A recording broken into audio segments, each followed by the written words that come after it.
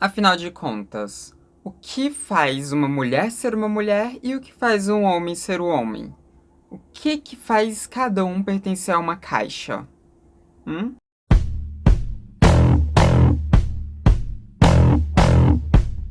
Oi, gente, tudo bom? Então, hoje a gente vai aqui falar sobre essa questão da caixa da feminilidade, da caixa da masculinidade. Algo que eu já falei em alguns vídeos assim, mas acho que eu não fiz um vídeo condensando tudo isso. Se eu fiz, tô fazendo de novo, enfim. E fica até o final do vídeo porque vão ter alguns recadinhos que pode ser interessante pra vocês, principalmente pra quem é inscrito do Transmissão. Recentemente, meu namorado me mandou um vídeo do TikTok desse perfil que vocês estão vendo aqui, que é o Pink Mantaray. Esse vídeo que vocês estão vendo aqui, ele tá sem áudio mesmo porque ele tava todo em inglês, né? Sem legenda e tal, porque é um vídeo feito, enfim, lá pro público anglo-saxão. Mas esse TikTok dele, basicamente, ele falava sobre a questão de mulheres trans nos esportes, onde ele tá fazendo uma dualidade, né? Onde um deles está sendo contra mulheres trans nos esportes e o outro ele vem e fala sobre o que que faria uma mulher ser uma mulher, né? Se o que definiria uma mulher ser mulher seria, nossa, agora resolveram passar todos os caminhões. Mas enfim, o que definiria uma mulher ser uma mulher seria o quê? A força física dela, seria a massa muscular dela, tamanho do cabelo e tudo. E como tudo isso acaba caindo numa caixinha, a caixinha feita pelo patriarcado. Então, né, defender mulheres trans em espaços tidos femininos seria, na verdade, contra essa caixa do patriarcado, né, e tudo. Então, enfim, ele é um TikTok muito bom. Se você entende inglês, vai lá dar uma olhada depois no TikTok dele. E aí eu achei que isso daria um tema de vídeo legal aqui pra gente. Então vamos lá, vamos entender o que faz uma mulher ser uma mulher. Tem um vídeo do Átila e a Marina também que é muito bom, que ele tá falando sobre a questão das mulheres nos esportes. Ele não fala especificamente das mulheres trans, tem um momento lá que ele dá uma pincelada sobre, mas ele vai falando o problema do que é você definir o que é uma mulher do ponto de vista biológico. Porque existem muitas coisas ali que as pessoas elas colocam como sendo uma característica feminina, mas que muitas mulheres fogem daquela característica feminina, né? Como, por exemplo, níveis hormonais do corpo dela, e aqui falando apenas de mulheres cisgênero, tá? Sem nem entrar nas mulheres trans. Mas, enfim, os níveis hormonais de testosterona no corpo das mulheres cisgênero varia muito de uma para outra, nível de massa muscular, altura. Então ele fala sobre tudo isso e sobre como é um problema definir exatamente o que é uma mulher do ponto de vista científico para os esportes em si, né? Então é um vídeo muito bom que eu recomendo também que vocês assistam. E também recomendo que vocês assistam o meu vídeo aqui de trans nos esportes, o vídeo mais recente, que eu já fiz 2 deles. Que é um vídeo também que eu falo bastante sobre essa questão de mulheres trans terem ou não vantagens físicas sobre mulheres cisgênero quando a gente está falando de esportes olímpicos, por exemplo, né? Enfim, de esportes competitivos. Esse vídeo você pode ver clicando no card aqui em cima, é um vídeo muito bom, recomendo demais que vocês assistam, porque lá eu destrincho muito bem todas essas questões de diferenças corpóreas, né, e de existir ou não uma vantagem. Mas nesse vídeo aqui a gente vai falar especificamente sobre essa questão da caixa da feminilidade e da caixa da masculinidade. Porque desde que a gente nasce, isso eu já falei em alguns vídeos aqui, a gente é colocado em uma caixa de acordo com o nosso genital. E se você nasce com genitália ambígua, muitas vezes, né, hoje em dia está caindo mais, mas muitas vezes o corpo clínico decide em qual caixa que você vai se encaixar e fazem até uma cirurgia para poder prevalecer um genital sobre o outro. A gente está falando aqui no caso de alguns tipos de pessoas intersexuais que passam por coisas desse tipo. Então, o ponto é que desde que a gente nasce, às vezes antes mesmo da gente nascer, né? Porque tem os famosos chás revelação, que é quando sai a sexagem do feto ali e tudo. Enfim, desde esse momento a gente já é enfiado em uma caixinha e a nossa vida é pautada sobre aquela caixa. Seja a caixa da masculinidade ou a caixa da feminilidade. Não existe uma caixa no meio termo, agora que a gente está começando a tentar aí fazer um meio termo dessas duas coisas com a não binariedade de gênero. Mas aqui a gente está falando do sistema binário mesmo. E quando você vai crescendo, você vai sempre sendo empurrada ou empurrado ou empurrade para uma dessas caixas, né? Para a caixa que designaram para você quando você nasceu. E aqui é que entra toda a problemática, porque nem todo mundo cabe totalmente em uma caixa. Na verdade, são poucas as pessoas que cabem totalmente em uma caixa dessas. Porque sempre vai ter um ponto ou outro que você não se encaixa ali muito bem, e aí vem todos aqueles problemas da pressão da família, da pressão da escola, da pressão da sociedade de modo geral para que você fique cada vez mais dentro daquela caixa. E com o avanço das lutas feministas, né, desde ali a época do sufrágio, que começou com um feminismo totalmente branco, né, diga-se de passagem, mas enfim, né, isso fica tema para outro vídeo sobre essa questão do feminismo branco, né. Mas desde a ascensão do feminismo a gente veio aí tendo mexidas nesse sistema dessas caixas. A gente começou a ver mais questionamentos sobre o que seriam as ditas coisas de menino e coisas de menina, e a gente viu cada vez mais as mulheres saindo daquela caixa que era designada para elas naquela época, para poder ocupar outros espaços que não pertenciam àquela caixa. Esse movimento feminista acabou ajudando também muitos homens, por mais que eles não estivessem tão dentro da luta feminista, com exceção de alguns homens, né, que alguns homens sempre apoiaram a causa. Mas esse sistema, essas lutas feministas acabaram enfraquecendo esse sistema como um todo, que beneficiou também muitos homens. E hoje em dia a gente vê mais frequentemente homens exercendo funções que seriam tidas como tipicamente femininas, né? Como, por exemplo, se tornando maquiadores, não só maquiadores das mulheres, mas se maquiando também, vestindo roupas que eram ditas apenas femininas, exercendo algumas funções de trabalho que eram ditas como funções muito femininas, né, por serem muito delicadas e tal. A gente está vendo essa mudança acontecendo que favorece também muito os homens, porque dá mais possibilidades para os homens também viverem sua vida de forma mais livre. Mas o foco aqui é a luta feminista. Porque a gente está falando de uma época em que votar era tido como coisa de homem. E quando eu digo que era tido como coisa de homem, eu não estou falando apenas de um entendimento ali de, enfim, cultural. Eu estou falando de algo que era lei mesmo. Mulheres não podiam votar. Mulheres não podiam exercer funções de trabalho que não fossem domésticas. Mulheres não tinham direito ao seu dinheiro especificamente. Ela sempre estava subordinada a um homem. Ora fosse ao seu pai quando ela era criança, ora fosse ao seu marido quando ela se casasse, algo que muitas vezes acontecia durante a adolescência, inclusive. Então, se a gente for pegar ali para trás, a gente já percebe que a gente mudou muito o nosso entendimento do que é ser uma mulher. Porque antes, ser uma mulher era também não votar, era também não exercer qualquer tipo de função empresarial, qualquer tipo de emprego fora de casa. Porque as mulheres que ousavam fazer isso, elas tinham sempre a feminilidade delas sendo questionadas.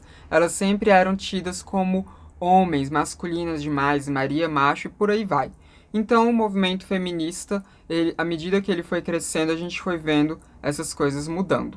Mas, quando a gente vem para os dias de hoje, a gente vê uma parte do movimento feminista que parece que está querendo regredir as caixas do que é ser uma mulher e do que é ser um homem. E sim, eu estou falando aqui do feminismo radical. Porque depois que começou a se ter um entendimento melhor do que é transgeneridade, algo que, enfim, a transgeneridade sempre existiu, mas esse entendimento começou ali em torno dos anos 80, por aí, né, que foi começando a ter, assim, um entendimento melhor do que é transgeneridade, né, e foi tendo uma aceitação maior do que é transgeneridade. Quando eu digo isso, eu estou falando das sociedades ocidentais, enfim, porque se a gente for ver algumas culturas mais antigas, a gente vai ver que transgeneridade já era muito bem aceita, né? Mas eu tô falando aqui das sociedades que a gente tem hoje em dia tidas como dominantes, né? Enfim. E nessas sociedades tidas como dominantes, foi só a partir dos anos 80, mais ou menos, que houve um melhor entendimento do que é transgeneridade.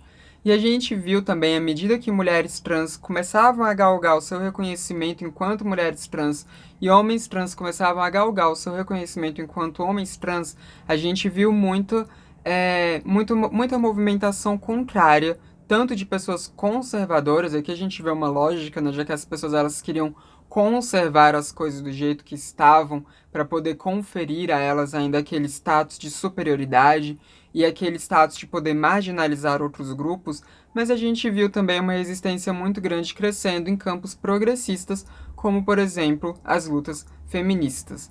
E aí veio o que a gente conhece hoje como feminismo radical.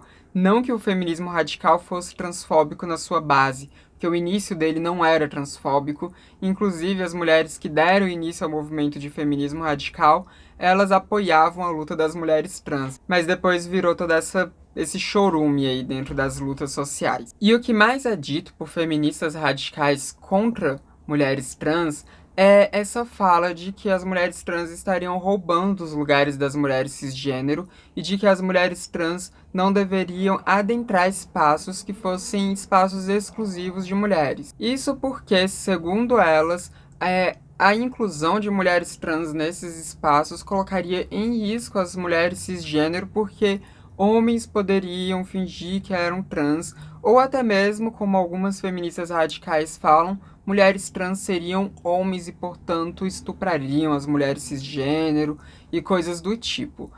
Gente, um chorume completo, como eu disse. Mas aqui a gente entra numa questão muito importante, que é como que vocês vão definir o que é uma mulher trans e o que é uma mulher cisgênero sem vocês terem acesso aos genitais delas, né? Como é que vocês vão saber qual mulher é cis e qual mulher é trans, já que as características femininas variam muito mesmo dentro da cisgeneridade, né? Mesmo dentro ali das mulheres cisgênero, a gente vê uma variação enorme de tamanhos de corpos, de massa muscular, de tamanho de cabelo e tudo mais. Então, aqui eu vou falar para vocês alguns números que são números de média que a gente vê de mulheres cisgênero. E a gente vai dividir por alguns aspectos. O primeiro deles é o aspecto da altura. Porque a gente vê aí muita gente falando sobre quanto que mulheres trans são muito mais altas do que mulheres cisgênero, são muito mais fortes e tudo mais. Então vamos ver aqui qual é a média mundial do tamanho de mulheres. E aqui é mais focado em mulheres cisgênero, né? Não tô falando da biologia de mulheres trans, estou falando da biologia de mulheres cisgênero especificamente. A média mundial de altura de mulheres cisgênero é de 1,60. Aqui no Brasil é de 1,61 mais ou menos, mas a média é 1,60. E a Laverne tá fazendo bastante barulho ali na sala. Tem alguns países que as mulheres cisgênero costumam ser um pouquinho maiores, outros que elas costumam ser um pouquinho mais baixas, mas a média geral é de 1,60 aí na altura feminina no mundo. Se a gente for pegar esse aspecto de altura e colocar ele dentro de uma caixinha do que é ser mulher, então a gente diria o quê? Que todas as mulheres que têm mais de 1,60, elas não seriam mulheres de verdade, porque elas não estariam dentro dessa caixa, elas não estariam dentro dessa média de altura feminina. Então como é que a gente faria, por exemplo, com as mulheres que jogam vôlei, que costumam ser muito mais altas? Como é que a gente faria com elas? Por exemplo, a Flávia ali de No Limite. Eu não sei se vocês estão assistindo No Limite, eu tô gostando bastante dessa temporada de 2022, mas enfim, lá a gente tem a Flávia. A Flávia é jogadora de vôlei. A Flávia é muito alta, ela é mais alta do que uma boa parte dos homens ali daquela competição. Ela deixaria de ser mulher se colocassem, por exemplo, regras de que apenas mulheres cisgênero podem adentrar um banheiro, por exemplo, um banheiro feminino? A Flávia seria barrada ali na porta desse banheiro porque ela é muito alta, porque eles não iriam poder pedir para ver os genitais das mulheres, né? Então como é que faria? Como mulher da altura dela? Ela deixaria de ser mulher? Ela não tá dentro ali desses padrões dessa caixinha da feminilidade. Então como faria? Mesmo que ela seja uma mulher cisgênero, tenha nascido com vagina e tudo mais, ela tá fora ali desses padrões. Então, o que aconteceria com ela? Se a gente passa a proibir acesso de mulheres trans dentro desses espaços, a Flávia seria barrada? Como seria isso? E a altura média dos homens cisgênero, né, só para deixar claro que também, é de 1,73. A altura mundial, né, a altura média mundial. Obviamente, né, a gente vê em alguns países, né, como os países escandinavos, onde a altura média dos homens é bem maior do que essa, assim como a das mulheres também. Mas a média mundial é de 1,73. Então, os homens que estivessem abaixo disso, eles deixariam de ser homens? Homens como Clébio Damas, por exemplo, que ele é bem baixinho, né? Ele não seria considerado um homem. Ele, um homem do tamanho do Clébio Damas, seria impedido de acessar os espaços tipicamente masculinos e teria que acessar os espaços tipicamente femininos, um banheiro feminino por ele não ter uma altura, por exemplo, que esteja dentro da média? Não, né? Obviamente que isso não iria acontecer. Pelo menos não é o que ninguém quer que aconteça, nem mesmo o Kleber e o Damas, né? Então fica aí a questão. Mas agora vamos falar de massa muscular, porque tem a questão da massa muscular também, né? O Kleber Damas, por exemplo, ele tem bastante massa muscular. Então talvez ele não pudesse acessar um espaço feminino, já que ele, enfim, né? Tem muita massa muscular. Lembrando que eu tô aqui só fazendo um exercício mental com vocês sobre a questão de acessos de pessoas dentro de espaços que são tipicamente divididos por gênero, tá, gente? Apenas isso. Mas vamos lá. Massa muscular. A média de massa muscular das mulheres no mundo é em torno de 25 a 30%, né? Então elas teriam aí em torno de 25 a 30% da massa corporal delas sendo de massa muscular. As mulheres que têm acima disso de massa muscular, então, como é que fica? Elas deixam de ser consideradas mulheres? Uma mulher como a Graciane Barbosa, por exemplo, que ela é bastante forte, ela deixa de ser considerada mulher? Ela seria impedida de acessar esses espaços exclusivos para mulheres, mesmo ela sendo uma mulher cisgênero? E os homens que são gordos, como por exemplo o Caio, do canal Caio Revela. Ele então poderia entrar em espaços tipicamente femininos porque ele tem menos de massa muscular do que a média dos homens, né? A média mundial dos homens, porque a média mundial dos homens está entre 40 a 44%. Então ele, enfim, entraria em qual caixa, já que ele está fora desse padrão de média de massa muscular? Como é que a gente faria? E ainda existem muitas outras características aqui a serem avaliadas, como por exemplo o tamanho de cabelo, né? Até porque o ideal, assim, né? O imaginário de uma mulher quase sempre é com o cabelo longo, né? Então, tipo, mulheres que têm o cabelo curto, elas seriam impedidas de acessar esses espaços. Homens que têm o cabelo comprido seriam impedidos de acessar os espaços para homens. A gente pensa também em questão de vestimenta. A gente cobraria que as mulheres todas usassem roupas super femininas.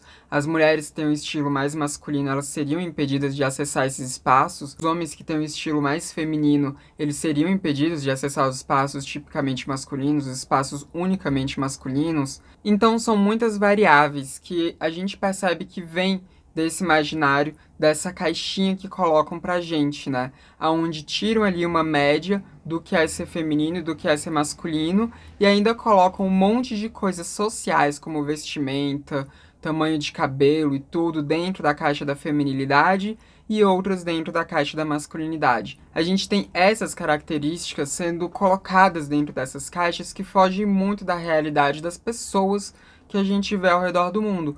Porque por mais que a média feminina no mundo seja de mulheres que têm 1,60 e que tenham em torno de 25 a 30% de massa muscular, a gente tem também muitas, muitas mulheres que estão fora disso, seja na questão da altura, seja na questão de massa muscular. Por mais que o padrão seja mulheres que tenham cabelo mais longo, a gente também tem mulheres que têm o cabelo extremamente longo, né? E mulheres que têm o cabelo curto. A gente tem mulheres que, inclusive, não têm cabelos. Então, são muitas coisas que são colocadas dentro de caixas assim.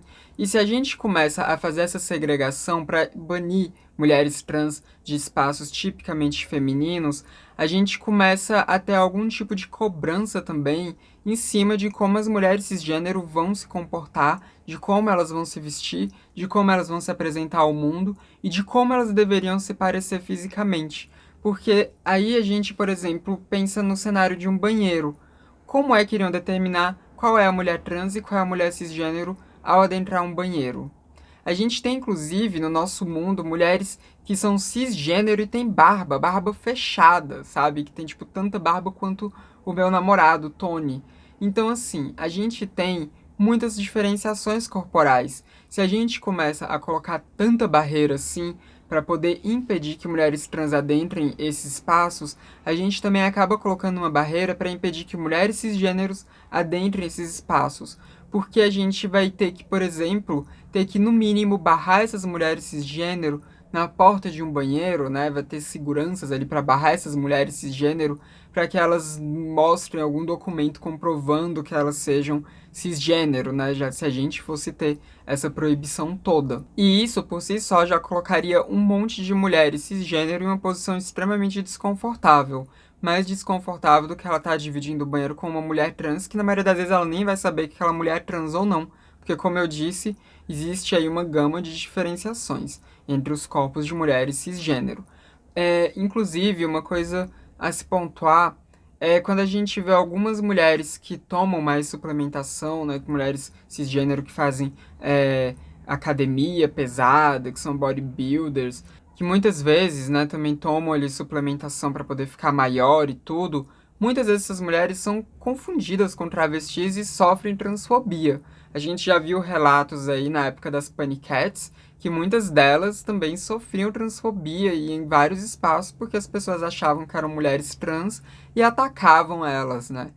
Então, assim, isso tudo, essa luta aí dentro do feminismo radical para impedir que mulheres trans adentrem espaços tipicamente femininos, acaba também respingando muito forte nas mulheres cisgênero, porque toda mulher cisgênero que fugir dessa caixa, principalmente nas questões de altura e de massa muscular, elas vão ser questionadas se elas são mulheres de verdade, bem entre aspas aqui, vão ser questionadas se elas são cisgênero, e algumas das vezes, se a gente tem isso avançando, coisa que não vai acontecer, né, mas é um exercício mental que a gente está fazendo aqui, se a gente tem isso avançando, a gente também vai ter uma cobrança maior para que as mulheres cisgênero provem que elas são mulheres cisgênero. Então, percebam bem o quanto que é contraproducente para as lutas feministas mesmo essa questão de ficar lutando contra o acesso de mulheres trans nesses espaços.